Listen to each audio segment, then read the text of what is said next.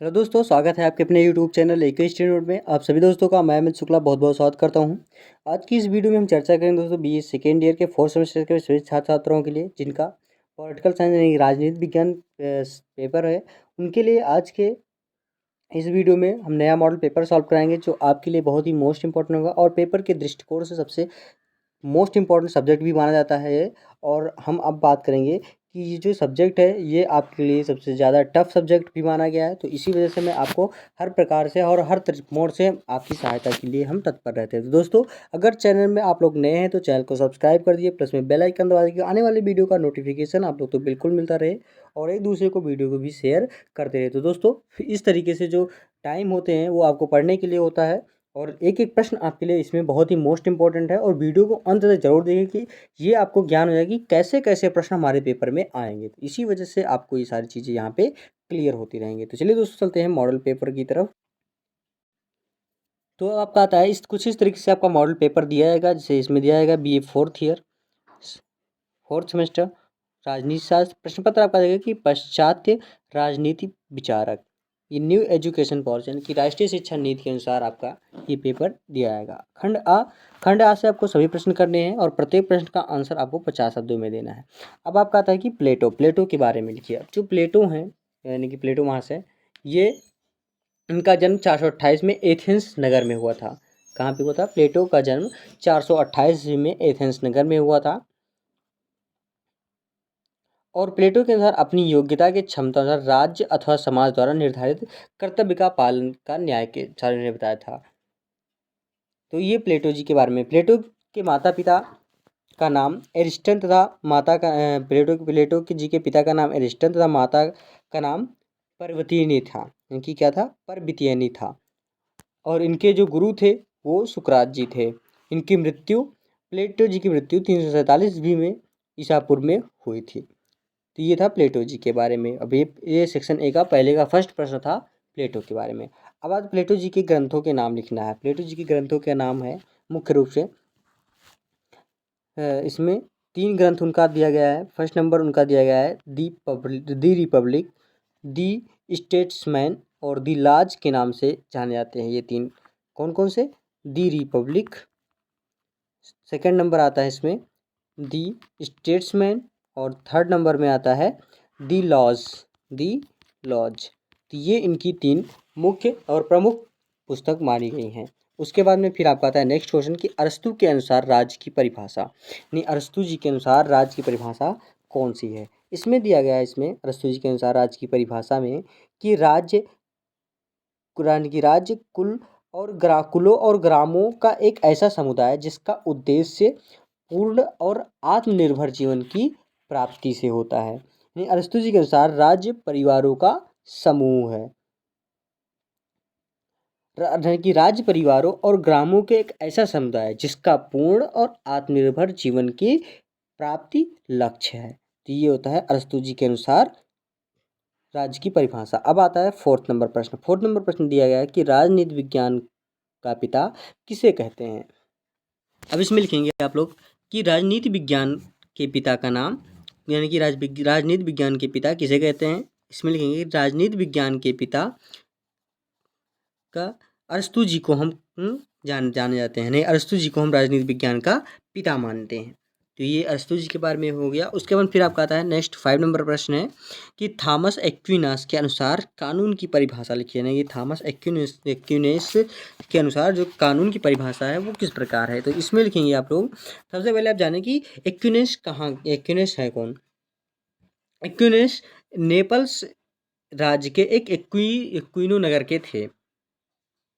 Aquinas कहाँ के थे? ये नेपल्स राज्य के एक्विनो नगर के थे। इसमें लिखेंगे कि कानून विवेक से प्रेरित और लोक कल्याण के लिए उस व्यक्ति द्वारा जारी किया गया आदेश जिस व्यक्ति पर समुदाय की व्यवस्था का भार होता है। तो इसी को हम कहते हैं कानून की परिभाषा, यानी कि थॉमस एक्विनास जी के अनुसार। फिर आता है 6 नंबर प्रश्न। 6 नंबर प्रश्न कह रहा है इसमें आपको, अब इसमें लिखेंगे आप लोग 6 नंबर पर कि संत ऑगस्टाइन के राजनीतिक विचार कीजिए। या राजनीतिक विचार बताइए, जिनके राजनीतिक विचार जो है उसको बताइए आप। इसमें लिखेंगे कि संत ऑगस्टाइन के राजनीतिक विचार निम्नलिखित रूप से हैं। फर्स्ट नंबर में आता है कि राज संबंधी विचार, सेकेंड नंबर आता है दास्ता संबंधी विचार, थर्ड नंबर में आता है संपत्ति संबंधी विचार और फोर्थ नंबर आता है मानव स्वभाव संबंधी विचार। तो ये आते हैं संत ऑगस्टाइन जी के अनुसार। उसके बाद में फिर आपका आता है next question. Next question 7 number है कि सिसरो की रचनाओं के नाम लिखिए। सिसरो जी की रचनाएं कौन कौन सी हैं उसके में इसमें बारे में यहाँ पे आपको लिखना है। तो सिसरो जी की रचनाएं निम्नलिखित हैं। फर्स्ट नंबर में आता है डी रिपब्लिक, उसका में सेकंड नंबर आता है डी लिग्विस और डी ऑफिसिस, डी ऑफिसिस। तो ये सिसरो जी की रचनाएं हैं। फिर आता है नेक्स्ट क्वेश्चन, 8 नंबर प्रश्न दिया गया है कि बोंदा के अनुसार संप्रभुता को परिभाषित कीजिए, यानी कि बोंदा जी के अनुसार जो संप्रभुता है उसके बारे में यहाँ पे आपको लिखना है।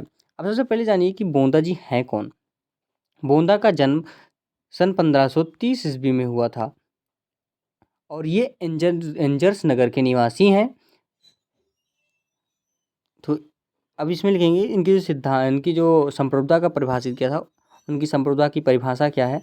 इसमें लिखेंगे कि संप्रभुता नागरिकों और प्रजाजन पर ऐसी सर्वोच्च शक्ति है जिसे विधि द्वारा मर्यादित नहीं किया जाता है। नहीं, इनके कहने का मतलब है जो विधि द्वारा इसमें कोई मर्यादित नहीं है और ये एक प्रजाजन की एक ऐसी सर्वोच्च शक्ति है जो बोंदा जी ने यहाँ पे पूर्ण रूप से लिखा है। फिर आता है 9th नंबर प्रश्न।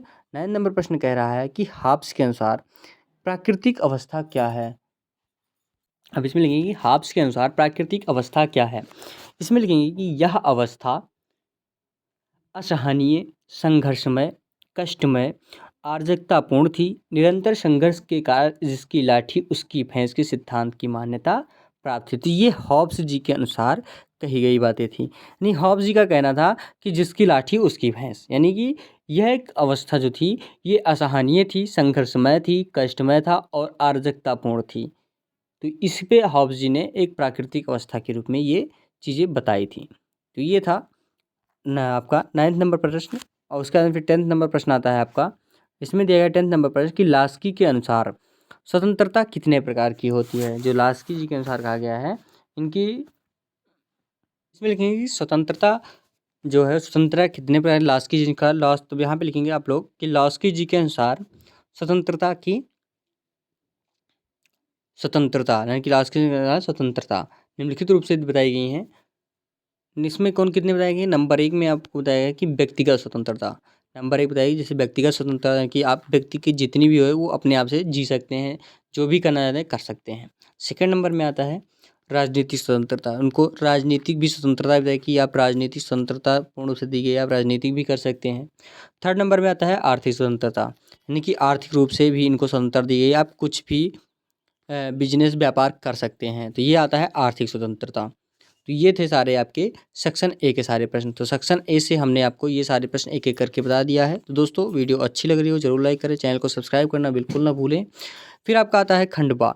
खंड बा में केवल आपको 4 प्रश्न करने हैं और प्रत्येक प्रश्न का जो आंसर वो 150 शब्दों में देना है। तो इस तरीके से आपके प्रश्न में पेपर पूछे जाएंगे, अच्छे से आपको करना होगा और आपको तैयारी करने में इस वजह से आसानी हो जाती है क्योंकि आप लोग इसको देखते रहते हैं, वीडियो को अच्छे से देखते रहते हैं। जो नहीं देखता है उनके लिए बहुत ही हानिकारक टाइम होता है और जब पेपर आता है तो वो ध्यान से भटक जाते हैं, तो वो सोचते हैं मैं क्या तैयारी करूं। तो ये चीज़ें आपको तब समझ में आएगी जब आप इसको 1-2 बार देखेंगे, फिर अपना रिवीजन करेंगे तो खुद ब खुद आपको समझ में आएगा कि इसमें हमें कितना फ़ायदेमंद है। तो दोस्तों आज के इस वीडियो में ये सारे प्रश्न आपके लिए और आपके पेपर की दृष्टि से बहुत ही मोस्ट इम्पॉर्टेंट कि वेरी वेरी इंपॉर्टेंट ये चीज़ें ये बताई गई हैं। उसके बाद फिर आपका आता है और एक एक प्रश्न अंत तक वीडियो को ज़रूर देखते रहिए दोस्तों, क्योंकि इसमें एक एक प्रश्न आपके लिए बहुत ही लाभदायक है। अब आपका आता है सेकंड नंबर प्रश्न कि सेकंड नंबर प्रश्न आपका यहाँ पे निर्धारित किया है कि प्लेटो का आदर्श राज्य, यानी कि प्लेटो के अनुसार आदर्श राज्य क्या है। अब इसमें लिखेंगे आप लोग कि प्लेटो के आदर्श राज्य के प्रमुख तत्वों का उल्लेख कीजिए। प्लेटो का आदर्श राज्य जैसे भी आपके प्रश्न में पेपर में पूछा तो यहाँ पे लिखेंगे प्लेटो के आदर्श राज्य के आधारभूत तत्वों अथवा उसकी विशेषताएं निम्नलिखित रूप से बताई गई हैं। जैसे फर्स्ट नंबर दिया गया है कि दार्शनिकों का शासन, यानी कि प्लेटो एथेंस की भ्रष्ट लोकतांत्रिक व्यवस्था में क्षुब्ध था, उसका शासकगण भ्रष्टाचार से लिप्त तथा अच्छे शासक के गुणों में रहित थे। उसने अपने सुप्रसिद्ध एवं सर्वोत्तम ग्रंथ यानी कि रिपब्लिक रिपब्लिक रिपब्लिक में स्पष्ट रूप से कहा है कि जब तक दार्शनिक राजा ना बन जाए या राजाओं और युवराजों में दर्शन की शक्ति ना आ जाए, नगरों को बुराइयों से मुक्त नहीं मिल सकती है। यहाँ यह बात उल्लेखनीय है कि दार्शनिक से उसका तात्पर्य दर्शन शास्त्र के विद्यार्थी अथवा दर्शन शास्त्र की ज्ञाता से नहीं था। उसके अनुसार दार्शनिक विवेक की प्रतिमूर्ति होता है। यह एक ऐसा व्यक्ति होता है जिसमें मानव के सभी श्रेष्ठ गुण होते हैं। फिर आता है सेकंड नंबर, शासक की निरंकुश स्थिति। प्लेटो ने अपने आदर्श राज्य के लिए जिस दार्शनिक शासक अथवा दार्शनिक राजा की परिकल्पना की है, उसकी स्थिति में निरंकुश है, अर्थात उस पर कानून और जनमत का कोई नियंत्रण नहीं है। यद्यपि प्लेटो के दार्शनिक शासक की निरंकुश स्थिति तथापि वह स्वेच्छाचारी शासक नहीं है। वह उससे अपेक्षा करता है वह संविधान के मूल प्रावधानों का पालन करेगा। थर्ड नंबर में आता है शासक तथा सैनिक वर्ग के लिए साम्यवादी व्यवस्था। प्लेटो इस सत्य से पूर्णतः अवगत था कि परिवार तथा निजी संपत्ति की व्यवस्था व्यक्ति को स्वार्थी और भ्रष्ट बनाती है। शासक वर्ग भी संपत्ति तथा परिवार के मोह के कारण निजी स्वार्थों का त्याग नहीं कर पाते हैं तथा वे समग्र राज्य हित की अपेक्षा करते हैं। यानी अपने आदर्श राज्य में शासकों को दार्शनिक बनाने अथवा उन्हें निजी स्वार्थ और मोह के मुक्त करने के लिए वह उन्हें परिवार की निजी संपत्ति से रहित होने की व्यवस्था करता है। और उसकी यह व्यवस्था शासकों के लिए ही नहीं थी, यह सैनिक वर्ग के लिए भी थी, क्योंकि राज्य के रक्षक होने के कारण उनका भी स्वार्थ रहित राज्य हित के प्रति समर्पित होना आवश्यक था। फोर्थ नंबर आता है कि न्याय पर आधारित राज्य। नहीं, प्लेटो का आदर्श राज्य न्याय पर आधारित है और न्याय की अवधारणा परंपरागत धारणाओं से अलग तथा पूर्णतः मौलिक है। उसके अनुसार अपनी योग्यता एवं क्षमता अनुसार राज्य अथवा समाज द्वारा निर्धारित कर्तव्य का पालन ही न्याय है। तो ये हो गया प्लेटो का आदर्श राज्य। फिर आता है नेक्स्ट क्वेश्चन कि प्लेटो के अनुसार शिक्षा के क्या उद्देश्य हैं। प्लेटो ने एथेंस की लोकतंत्रीय व्यवस्था में व्याप्त अराजकता, अव्यवस्था एवं भ्रष्टाचार आदि तथा यूनान के अन्य शासन प्रणालियों को बुराइयों एवं त्रुटियों से मुक्त एक आदर्श राज्य की परिकल्पना की। राज्य शासन और समाज का स्वरूप कैसा है, इसके लिए उसने रिपब्लिक में न्याय यानी शिक्षा तथा शासक वर्ग के लिए साम्यवादी व्यवस्था का मौलिक सिद्धांतों का प्रतिपादन किया है। यद्यपि वह मुख्यतः राजनीति शास्त्र का ग्रंथ है, तथापि इसमें आदर्श राज्य की शिक्षा पद्धति में पर भी विस्तार पूर्वक प्रकाश डाला। प्लेटो की जो शिक्षा पद्धति के लक्ष्य इस प्रकार हैं, जैसे न्याय पर आधारित आदर्श राज्य की स्थापना की परिकल्पना को मूर्त रूप देना इसका सर्वप्रथम लक्ष्य है। सेकंड नंबर, इसकी मान्यता यह है कि न्याय की स्थापना तभी संभव है जब व्यक्तियों को नैसर्गिक गुणों के विकास तथा उनके अनुरूप समाज में उनके कर्तव्यों का निर्धारण का पालन हो। फिर आता है कि प्लेटो के समय यूनान में दो प्रकार की शिक्षा पद्धतियां प्रमुख थीं। इनमें से एक एथेंस और दूसरी स्पार्टा की थी। वह किसी भी से भी संतुष्ट नहीं था। उसने अपनी शिक्षा पद्धति के दोनों की त्रुटियों से मुक्त तथा उसमें अच्छाइयों का समन्वय किया। ऐसा कर उसने एक मौलिक शिक्षा पद्धति का रूपरेखा प्रस्तुत की, जिसकी लक्ष्य व्यक्ति के व्यक्तित्व के सर्वांगीण विकास तथा राज्य को न्याय और आधारित होना था। वह शिक्षा पर राज्य के पूर्ण नियंत्रण का पक्षधर था। उसकी शिक्षा पद्धति में शिक्षा एक अनौतर प्रक्रिया भी, और उसने उसे मुख्यतः दो भागों में भी व्यक्त किया था। जैसे फर्स्ट नंबर उन्होंने प्रारंभिक शिक्षा और सेकंड उन्होंने बताया था उच्च शिक्षा। अब इसमें उसने प्रारंभिक शिक्षा के लिए 4 से 20 वर्ष तक के आयु को निर्धारित किया और इसे सभी व्यक्तियों के लिए अनिवार्य किया। उसने लोगों की भावनाओं और संवेगों को संतुलन कर उनका चरित्र निर्माण किया और इसका लक्ष्य निर्धारित किया। 4 से 18 तक की आयु की शिक्षा और 18 से 20 वर्ष की आयु की शिक्षा में इन्होंने इसमें दो भागों से इन्होंने इस शिक्षा को विभक्त किया था। पहली शिक्षा योजना का जो व्यायाम उसके संगीत मुख्य विषय है। और व्यायाम शारीरिक विकास तक ही सीमित नहीं था, उसने व्यापक अर्थ में लिया है, यानी कसरत के जरिए शारीरिक विकास के साथ साथ मानसिक गुणों एवं चरित्र का विकास भी इसके अंतर्गत था। वह संगीत को मन का स्वस्थ बनाने के साधन मानता था। तो ये हो गया आपका थर्ड नंबर प्रश्न। अब आता है फोर्थ नंबर पर कि राज्य प्राकृतिक है, व्याख्या कीजिए। अब इसमें यह है कि अरस्तू जी के अनुसार राज्य का स्वरूप अथवा उसकी प्रकृति इस प्रकार है। नंबर एक, उन्होंने बताया है कि राज्य एक स्वाभाविक और प्राकृतिक समुदाय, क्योंकि वह मनुष्य द्वारा निर्मित न होकर सामाजिक संस्थाओं का विकास का परिणाम है। सेकंड नंबर है कि यह मनुष्य के लिए आवश्यक और अपरिहार्य है, यानी कि कहा गया इसमें कि मनुष्य के कतिपय भौतिक और नैतिक आवश्यकताएं ऐसी हैं जिनकी पूर्ति राज्य के अतिरिक्त कोई भी समुदाय नहीं कर सकता है, और उसका पूर्ण बौद्धिक और नैतिक विकास इसके अभाव में संभव नहीं है। फिर आता है थर्ड नंबर कि एक सर्वोच्च समुदाय है, यह व्यक्ति की भौतिक, बौद्धिक और नैतिक आवश्यकताओं की पूर्णता पूर्ति करने के कारण यह सर्वोच्च समुदाय है। फिर आता है फोर्थ नंबर में कहा गया है कि इसकी प्रकृति समावयवी है, यानी कि शरीर की तरह राज्य के विभिन्न अंग हैं जिसके अभाव में इनके अस्तित्व को कोई अर्थ नहीं तथा इनका विकास नहीं हो सकता है। फिर आता है 5 नंबर, यह आत्मनिर्भर समुदाय है क्योंकि यह अपनी सभी आवश्यकताएं स्वयं पूरा करने में समर्थ है, जबकि अन्य समुदायों के बारे में ऐसा नहीं कहा सकता है। यह आत्मनिर्भर ही नहीं अपितु पूर्ण समुदाय है, यह सर्वोच्च श्रेष्ठता की प्राप्ति करता है। तो ये होता है आपका राज्य के प्राकृतिक है या नहीं है, ये आपको यहाँ पे व्याख्या करना था। और राज्य की प्राकृतिक दृष्टि से ये यानी अरस्तू जी के अनुसार ये आपको बताया गया है। तो ये था आपका 4 नंबर प्रश्न। और 5 नंबर प्रश्न आपको यहाँ पे बताया कि सिसरो का संक्षिप्त जीवन परिचय, यानी कि सिसरो जी के बारे में यहाँ पे आपको लिखना है। अब आपका आता है सिसरो जी की रचनाओं का उल्लेख कीजिए। सिसरो जी के बारे में, यानी सिसरो जी के बारे में यहाँ पे आपको लिखना है कि सिसरो जी की रचनाएं जो है वो इस तरीके से, यानी कि सिसरो जी के जीवन परिचय के बारे में पहले आपको बताएंगे, फिर उनकी रचनाएं यहाँ पे हम आपको थोड़ा बहुत बता देंगे। इसमें लिखेंगे आप लोग कि रोम का दूसरा प्रसिद्ध राजनीतिक विचारक जो है वो मार्क्स जूलियस सिसरो थे।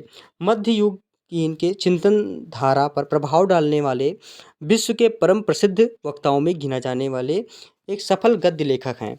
और विफल राजनीति के उदय ऐसे हुआ जब पोलिबियस द्वारा प्रशंसित रोमन गणराज्य का संविधान पतन की ओर अग्रसर था। सिसरो जी का जन्म सन 106 ईसा पूर्व में हुआ और 64 ईसा पूर्व में वह कांसल नियुक्त हुआ। कुछ समय तक वह सिलिसिया के राज्यपाल रहे और 58 से 57 ईस्वी में तक सिसरो रोम से पूर्वासित रहे। रोम के सैनिकों की गैर कानूनी ढंग से हत्या कर उस पर अभियोग और 57 ईसा पूर्व में उन्हें निर्वासन में वापस बुला लिया गया। सिसरो ने अपनी लेखनी एवं भाषणों द्वारा गणराज्य और पुरानी संस्थाओं को सुरक्षित बनाए रखने के लिए जूलियस सीजर और मार्क एंटनी का विरोध 44 ईस्वी ईसा पूर्व में सीजर की हत्या हुई और 43 ईसा पूर्व में सिसरो पर अभियोग लगाकर उन्हें प्राणदंड दिया गया। जब अपने प्राण बचाने के लिए वे भाग रहे थे तब वे मार डाले गए। वास्तव में सिसरो ने परिवर्तनशीलता का ध्यान न रखकर ही अपने मौत को बुलाया था। सेबाइन ने सही लिखा है कि वह घड़ी की सुई को आगे की ओर ना बढ़ाकर पीछे की ओर चलाना चाहते थे। और सिसरो जी की रचनाएं थी वो मुख्य रूप से 3 बताई गई हैं। फर्स्ट नंबर में डी रिपब्लिक हो गई और डी लिक्विस, और फिर आता है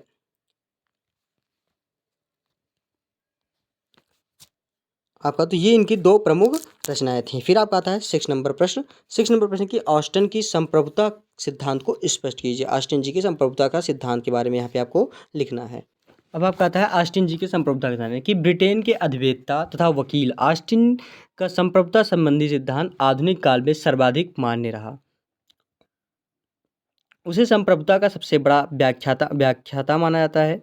हाब्स और बेंथम के विचारों को प्रभावित इस व्यक्ति ने न्यायिक दृष्टिकोण से इनकी व्याख्या की है। इनकी मौलिकता और नवीनता इस बात से मानी जाती है कि हॉब्स और बेंथम के विचारों को समन्वित कर अपने सिद्धांत को प्रतिपादन किया, और इस शक्ति के आधार पर वे लोगों से अपनी आज्ञा का पालन कराते थे। बेंथम के इसी विचार के आधार पर ऑस्टिन ने संप्रभुता के अपने सिद्धांत को प्रतिपादन किया। बेंथम के संप्रभुता संबंधी इस सकारात्मक पक्ष में नकारात्मक पक्ष छोड़कर उसने संप्रभुता की अपनी परिभाषा की है। यह बताते हुए कहा है कि लोग संप्रभुता शक्ति की आज्ञा का स्वभावतः पालन करते हैं। उसने यह भी कहा है कि वह अपनी शक्ति की तरह कि किसी सर्वोच्च शक्ति की आज्ञा का पालन नहीं करती है। ऑस्टिन के परिभाषा में सकारात्मक और नकारात्मक दोनों ही पक्ष हैं, अर्थात समाज के सभी लोग संप्रभु शक्ति की आज्ञा का पालन करते हैं तथा वह किसी की आज्ञा का पालन नहीं करती हैं। अपने इस सिद्धांत के प्रतिपादन के लिए उन्होंने पहले कानून की व्याख्या की, फिर बताया कि उच्चतम द्वारा निम्नतर को दिया गया आदेश ही कानून है और इस व्याख्या के आधार पर ही अपने सिद्धांत को प्रतिपादन किया। यानी इनकी परिभाषा करते हुए उसने कहा कि यदि किसी समाज के अधिकतर लोग किसी निश्चित सर्वोच्च व्यक्ति की आज्ञा का स्वभावतः पालन करते हैं तथा वह अपने ही तरह के किसी सर्वोच्च व्यक्ति को आज्ञा का पालन नहीं कराते हैं, तो वह उस समाज में संप्रभु है तथा वह समाज एक स्वतंत्र और राजनीतिक समाज है। तो ये ऑस्टिन जी के अनुसार जो संप्रभुता का सिद्धांत उन्होंने बताया था, यानी कि हॉब्स और बेंथम जी के विचार को उन्होंने खंडन किया था। तो ये आपको यहाँ पे इन्होंने क्लियर करके बताया है। तो इस वजह से ये अपना संप्रभुता का सिद्धांत स्पष्ट किया है। तो दोस्तों ये था सेक्शन बी का प्रश्न। अब आता है खंड सा में। खंड सा में आपको केवल 2 प्रश्न करने हैं और प्रत्येक प्रश्न का आंसर आपको 4 शब्दों में देना है। 7 नंबर प्रश्न है कि प्लेटो के न्याय की सिद्धांत की विवेचना कीजिए। 8 नंबर प्रश्न है कि अरस्तु के नागरिकता संबंधी विचारों की व्याख्या कीजिए। फिर आता है 9 नंबर कि मध्ययुगीन राजनीतिक विचार धारा की विशेषताओं की विवेचना कीजिए। फिर आता है 10 नंबर प्रश्न कि मैकियावेली अपने युग का शिशु है तथा इस कथन की व्याख्या कीजिए। तो ये दोनों प्रश्न हम आपको दो प्रश्न करके 2 वीडियो बना देंगे, जिससे कि आपको पढ़ने में और लिखने में आसानी हो जाएगी और अच्छे से आप लोग तैयारी भी कर सकेंगे। तो दोस्तों आज के वीडियो में बस यहीं तक रहेंगे। अगर आपको इसका PDF चाहिए तो यूट्यूब के डिस्क्रिप्शन बॉक्स में टेलीग्राम चैनल का लिंक दिया गया है, वहाँ से आप लोग जुड़कर फ्री ऑफ कॉस्ट PDF प्राप्त कर सकते हैं। अगर चैनल में आप लोग नए हैं तो चैनल को ज़रूर सब्सक्राइब कर दीजिए, प्लस में बेल आइकन दबा दीजिए, आने वाली वीडियो का नोटिफिकेशन आप लोग तक बिल्कुल मिलता रहे। और आज की वीडियो में दोस्तों बस यहीं तक रहेंगे और अगली वीडियो में हम आपको कुछ नए मॉडल पेपर के साथ और जो बचे हुए हमारे प्रश्न होते हैं सेक्शन सी के, वो आपको सॉल्व कराते रहेंगे। तो इसी के साथ दोस्तों अगली वीडियो में हम आपके साथ उपस्थित होंगे। धन्यवाद दोस्तों, जय हिंद।